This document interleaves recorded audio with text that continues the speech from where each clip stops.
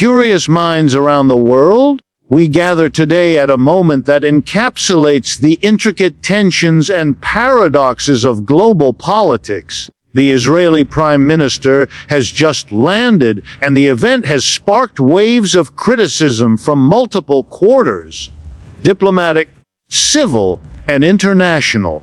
At first glance, one might see this as yet another headline in the relentless news cycle. Yet, when we pause and examine the structural, historical, and political forces at play, it becomes far more than a simple arrival. It is a lens through which we can observe the contradictions and dilemmas inherent in our global system. Consider for a moment the contradictions this landing exposes. On one hand, we have the assertion of sovereign authority, the Prime Minister representing the state, embodying its policies, and asserting its presence on the international stage. On the other hand, we face a chorus of global disapproval, a reminder that no state exists in isolation, and that legitimacy is as much about perception and consent as it is about military or political might. What does this tell us about the current state of international relations?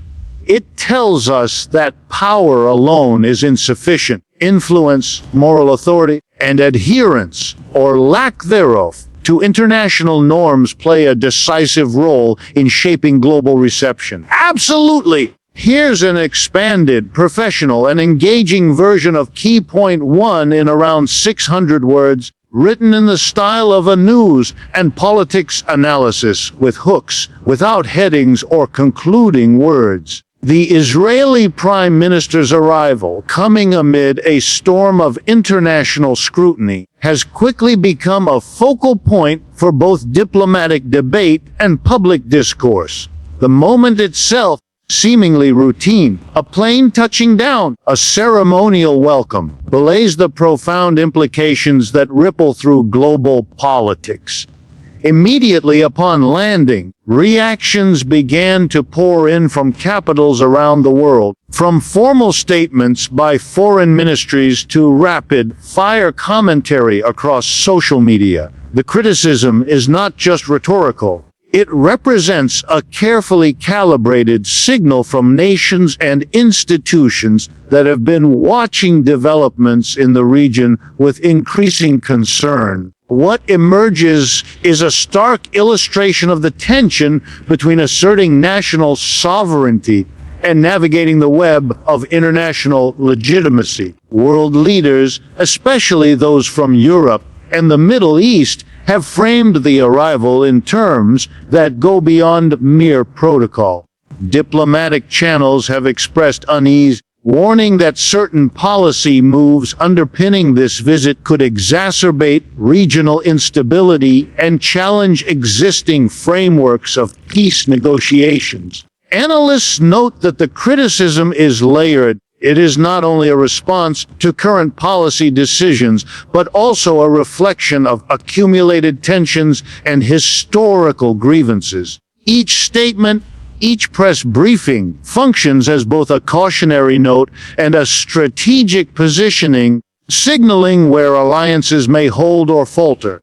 The Prime Minister's decision to proceed with the visit in this climate underscores a willingness to assert domestic authority. Yet it simultaneously exposes the fragility of Israel's diplomatic positioning in a world where perception often carries as much weight as power. Public opinion, amplified by the speed of modern communication, adds another dimension to the unfolding scenario. In an era where social media narratives can shape international perceptions almost instantaneously, criticism from influential commentators, NGOs, and citizen movements spreads rapidly and shapes the conversation around legitimacy and moral authority. The landing is therefore more than a physical arrival. It is a symbolic act interpreted through multiple lenses: ethical, political, and historical. Citizens and advocacy groups have mobilized to voice dissent, leveraging digital platforms to challenge the narrative, underscore human rights concerns, and pressure governments to respond. The resulting discourse is a testament to the evolving landscape of diplomacy, where global opinion can influence, constrain, or even redirect policy decisions in ways that traditional statecraft did not anticipate. Beyond rhetoric, the criticism highlights the intersection of law, morality, and international norms. Treaties, resolutions, and UN declarations provide a framework against which actions are evaluated, and the landing has brought these norms into sharp focus. Legal scholars, policy analysts, and international watchdogs have scrutinized the timing, intent, and implications of the visit, framing it within the broader discourse on sovereignty, occupation, and regional security. Their analyses are not abstract. They inform debates in parliaments, influence media coverage, and guide the calculations of diplomats seeking to navigate a complex geopolitical terrain. The Prime Minister's arrival thus becomes a case study in the intricate dance between asserting national interests and maintaining credibility in the eyes of the global community. The intensity of criticism also reflects the stakes of perception in international politics. In a hyper-connected world, a single act, such as this landing, is instantly magnified, dissected, and debated on a global scale. Every gesture, every statement, every press photo becomes a symbol open to interpretation. The Prime Minister's team faces the dual challenge of projecting confidence to domestic audiences while managing the narratives unfolding abroad. The responses generated are telling indicators of how interconnected diplomacy has become, where domestic policy decisions are inseparable from international reputations. The landing, therefore, is more than a physical event. It is a crucible in which the delicate balance between authority, accountability, and legitimacy is tested, with reverberations that extend far beyond the tarmac of a single airport. The arrival of the Israeli Prime Minister highlights a central tension in modern governance: the delicate balance between asserting national security imperatives and responding to international pressures. Every move by a head of state is interpreted not only through the lens of domestic politics, but also within the wider context of global expectations. For Israel, a nation long navigating existential threats and regional volatility, decisions related to security, territorial integrity, and military posture are never isolated. They resonate far beyond borders, inviting scrutiny from allies and adversaries alike. The Prime Minister's visit demonstrates the intricate calculus that governments must perform, weighing the immediate necessity of protecting citizens against the broader cost of potential diplomatic fallout. At the core of this tension lies the question of legitimacy. In domestic politics, decisive action is often equated with strength. Leaders are expected to demonstrate that they can protect their nation, secure borders, and maintain stability, even when faced with complex geopolitical realities.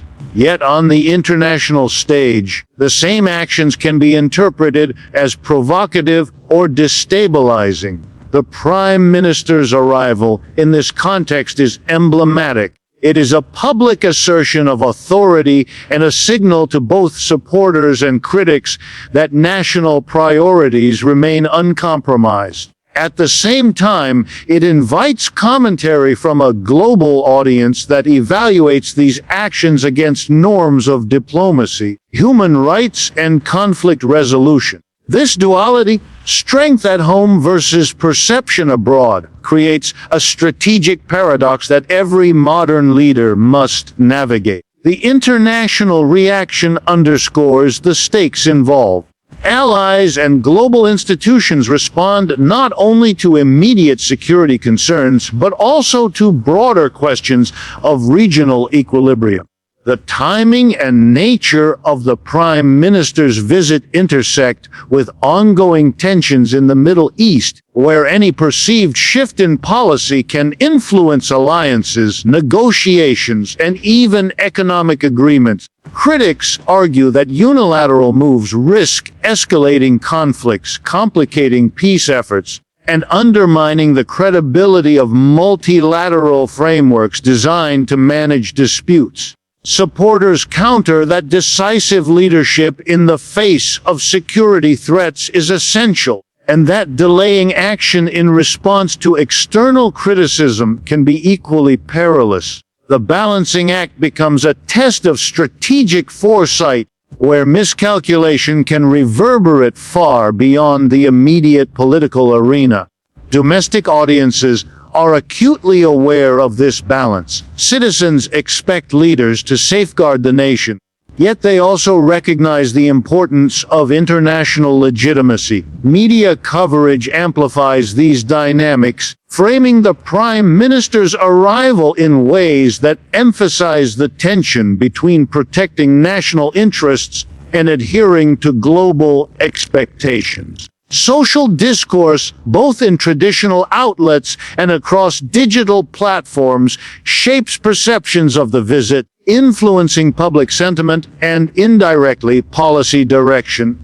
Every statement, every gesture, and every photo becomes a symbol in the ongoing negotiation between domestic authority and international diplomacy, highlighting the complexity of leadership in a hyper-connected world. The broader implications extend into strategy and diplomacy. International actors, from neighboring states to major powers, interpret Israel's actions as indicators of policy direction and negotiating posture. The Prime Minister's visit is scrutinized for cues about potential security measures, future agreements, and the state's willingness to engage with criticism. It also signals the limits of external influence. While global opinion can shape discourse and encourage restraint, it cannot entirely dictate sovereign decisions when national security is perceived to be at stake. This interplay between assertion and accountability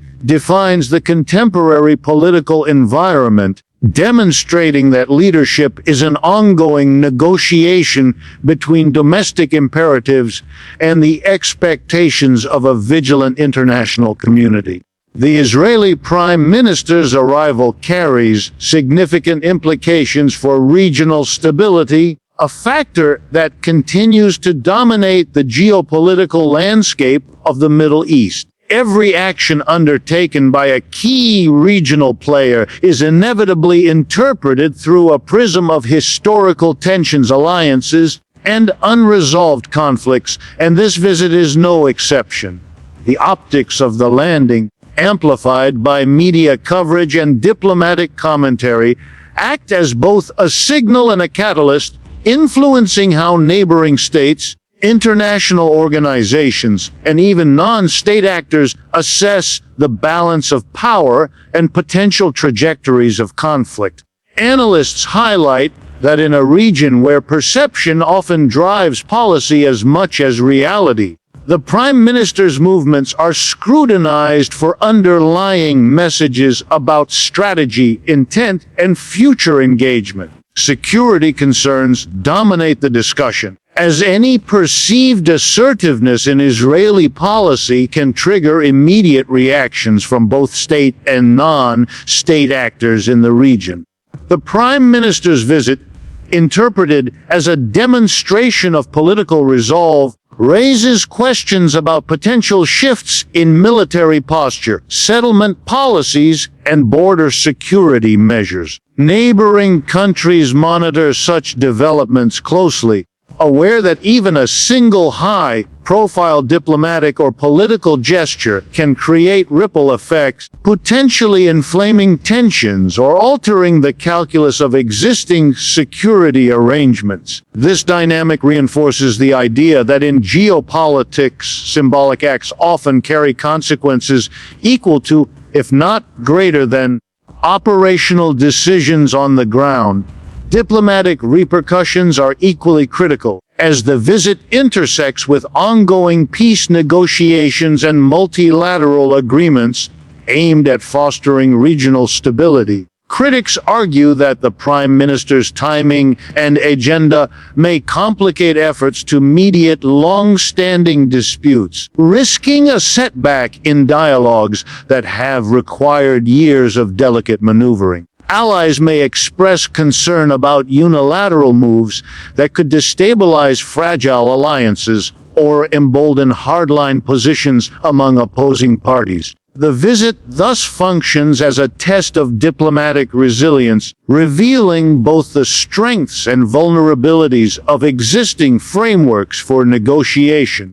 International observers often frame the visit as a barometer, measuring the extent to which Israel is willing to prioritize domestic political signaling over cooperative engagement with regional and global partners. The economic dimension of regional stability also comes into play. Instability in one part of the Middle East reverberates through markets, trade routes, and energy corridors, meaning that even symbolic political acts have tangible economic consequences.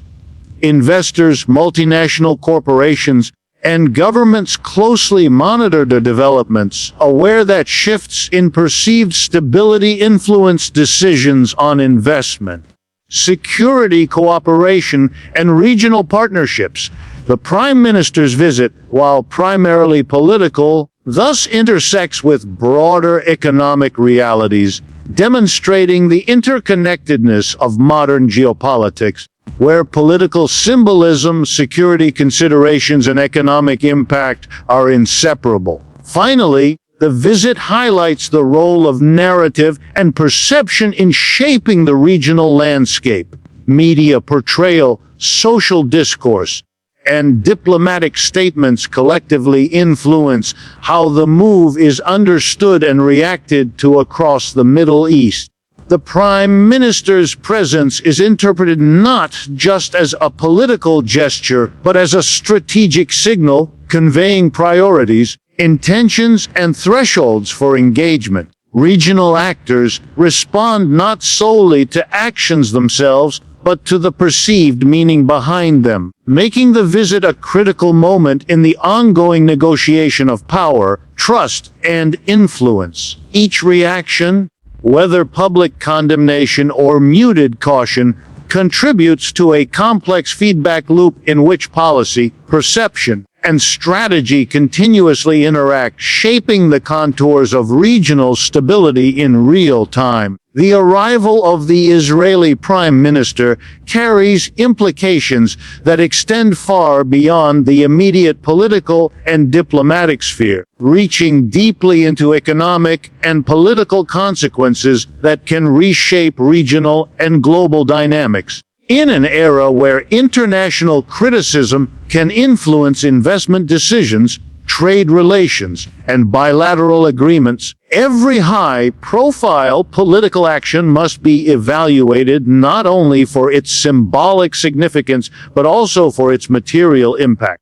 The landing, therefore, is not merely a ceremonial event. It functions as a pivot around which economic forecasts, political alliances, and strategic partnerships are analyzed and recalibrated. Stakeholders in multiple sectors, from financial markets to multinational corporations, monitor such developments closely, aware that shifts in perception can translate directly into tangible outcomes affecting trade flows, investment confidence, and market stability. Political repercussions are equally profound. The Prime Minister's visit intersects with the broader calculus of international diplomacy, where perceptions of legitimacy and credibility can determine access to negotiations, influence in multilateral forums, and the strength of alliances. Criticism from global actors serves as a form of signaling, communicating where lines of engagement exist and where caution may be warranted. Every statement from foreign governments, think tanks, and advocacy organizations functions as a subtle pressure point, shaping domestic political calculations and potentially constraining future policy options. The delicate interplay between domestic authority and international reception is evident here. Decisions designed to assert sovereignty are inevitably filtered through the lens of global scrutiny, making every gesture a balancing act between internal priorities and external accountability.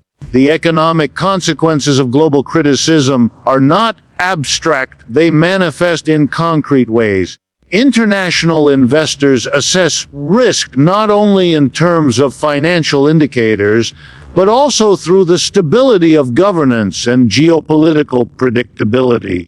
A high-profile visit met with widespread disapproval may prompt reconsideration of investment strategies affecting stock markets, foreign direct investment, and bilateral trade agreements. Companies with cross-border operations evaluate political moves as part of a broader risk matrix, which can influence supply chains, joint ventures, and strategic partnerships. Even diplomatic criticism, framed in moral or ethical terms, carries weight in economic decision-making, as reputational concerns increasingly drive the behavior of global financial actors. The Prime Minister's presence thus functions as a catalyst for evaluating not only political alliances, but also economic dependencies, highlighting the intertwined nature of contemporary geopolitics and global markets. The broader political landscape is similarly affected. Regional partners and adversaries interpret the visit as a signal of policy intent, weighing potential consequences for alliances, cooperation frameworks, and strategic negotiations. Criticism from international actors can amplify domestic debates, influencing policy discourse, legislative priorities, and coalition dynamics. The Prime Minister's actions become a focal point for both support and opposition, shaping narratives around leadership effectiveness, state priorities, and long-term strategy. In this way, a single diplomatic act can trigger a cascade of political responses, reinforcing the reality that modern governance operates within an ecosystem where domestic policy, international relations, and economic strategy are inseparable. Media and public perception magnify these effects, with narratives often shaping policy reactions as much as actual decisions. Coverage of the Prime Minister's arrival highlights not only the act itself, but its potential consequences, framing public debate, influencing opinion, and signaling to other governments the thresholds of acceptable behavior. Social media amplifies these dynamics, transforming criticism into real-time feedback that can affect decision-making, international relations, and economic confidence. Each reaction, whether supportive, cautious, or critical, contributes to a complex interplay of influence that defines how national leadership is evaluated and how subsequent policies are formulated, demonstrating the multidimensional impact of political acts in today's interconnected world. As we reflect on this moment, let us remember that these events are more than political theater.